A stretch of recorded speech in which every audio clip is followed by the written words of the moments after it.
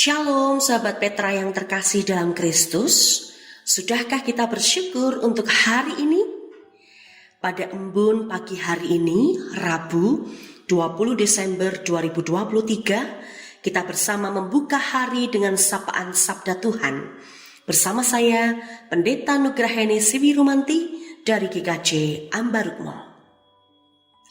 Tema renungan hari ini adalah hamba Allah harus menderita.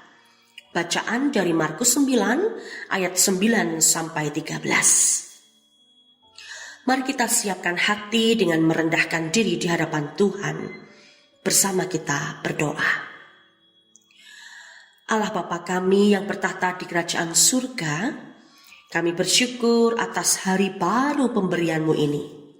Saat ini kami akan merenungkan sabda-Mu. Kiranya Roh Kudus menaungi kami, sehingga kami mengerti kehendak-Mu di dalam hidup kami. Bersabdalah ya Tuhan, karena kami siap mendengarkan. Amin. Sahabat Petra, mari kita bersama-sama membuka Alkitab kita. Kita membaca dari Injil Markus 9, ayat 9 sampai 13.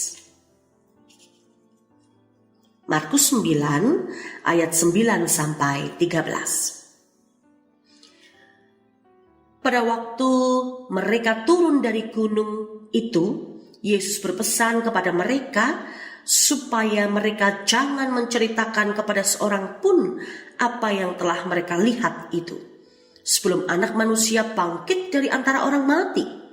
Mereka memegang pesan tadi sambil mempersoalkan di antara mereka apa yang dimaksud dengan bangkit dari antara orang mati.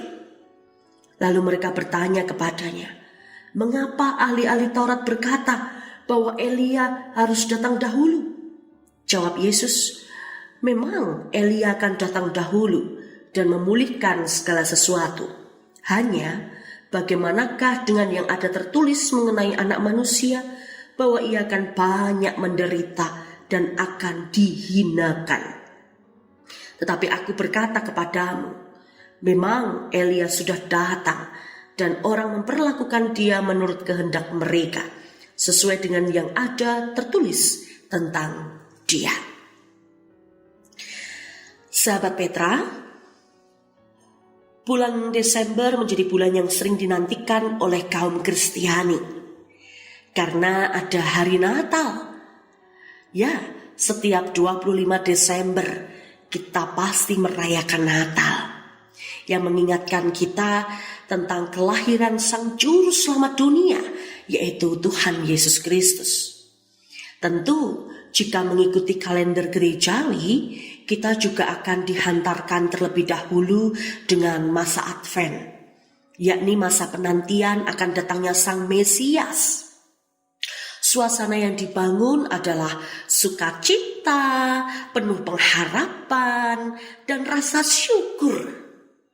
Maka tak jarang jika sebagian besar kaum Kristiani akan melakukan aksi berbagi sukacita kepada orang lain, bahkan kaum non-Kristiani di sekitar domisili kita.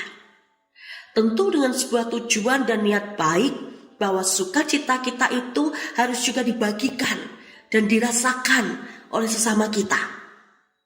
Ada yang berwujud parcel Natal, hampers, makanan, minuman, uang, sembako, dan lain sebagainya. Semuanya sungguh sangat sukacita.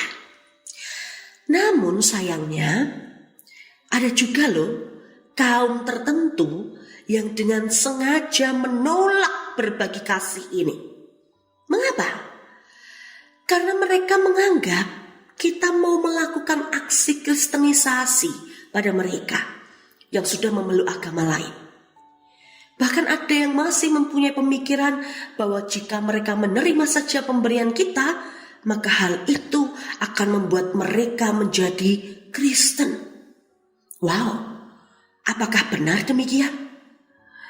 Tak jarang pula ada beberapa dari kita yang enggan berbagi karena takut, khawatir ditolak, dan tidak mau bersusah payah menghadapi berbagai tantangan yang tidak menyenangkan. Sahabat Petra, justru disinilah kita belajar dari Tuhan Yesus sendiri, Sang Mesias, Anak Allah, Juru Selamat dunia, yang lahir dan hadir bukan tanpa masalah, namun justru penuh dengan berbagai tantangan kehidupan. Tuhan Yesus adalah Allah yang mau turut menderita bersama dengan umatnya. Maka tidak heran jika kita disebut sebagai hamba Allah harus menderita. Melakukan kebaikan tapi ditolak.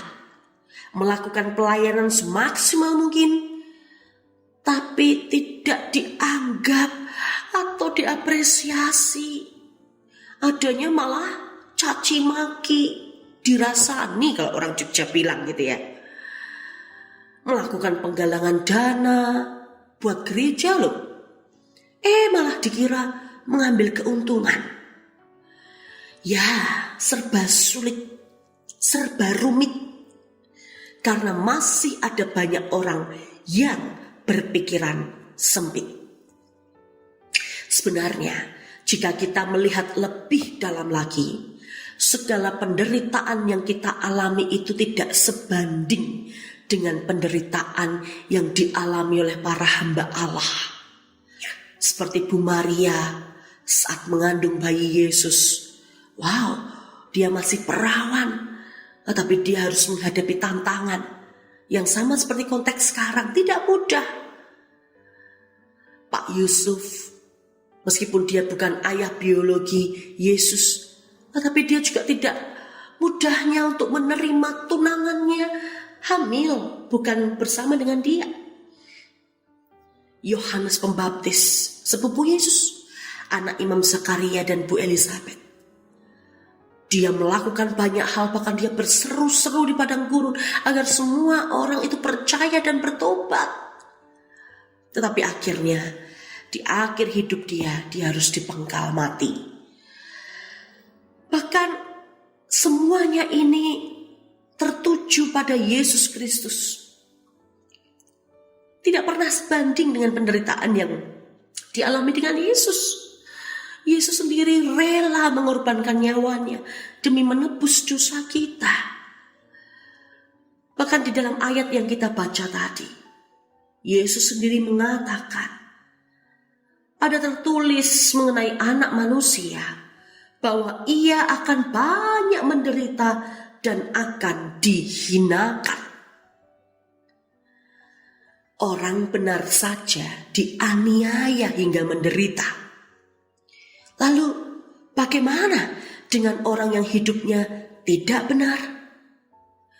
Jadi sahabat Petra, kekasih Kristus, jangan pernah berhenti berkarya, melakukan kebaikan, dengan terus mengingat bahwa kita ini hamba Allah.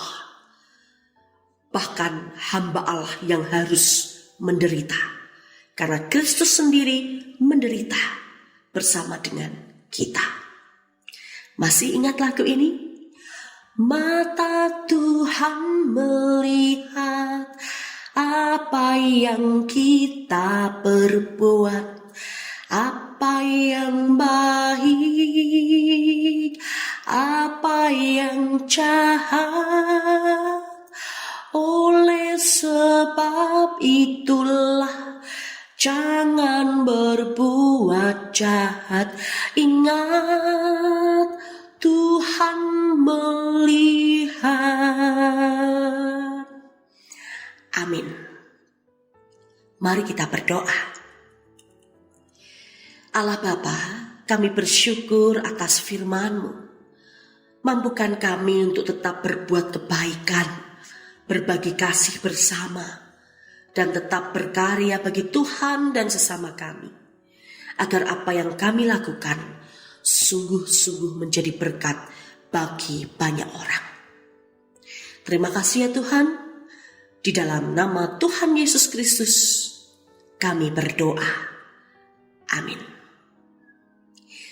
Demikian sahabat Petra terkasih dalam Kristus, kiranya sabda Tuhan meneguhkan dan menguatkan kita senantiasa, khususnya dalam menjalani waktu hari ini. Materi renungan ini bersumber dari Sabda Winedar, Sadar, karya Sinode GKJ. Saya, Pendeta Nugrahene Siwi Rumanti dari GKJ Ambarukmo, mohon diri dan mohon maaf bila ada kata yang kurang berkenan. Sahabat Petra, selamat mengisi waktu sebagai saluran berkat Tuhan hari ini. Tuhan Yesus memberkati.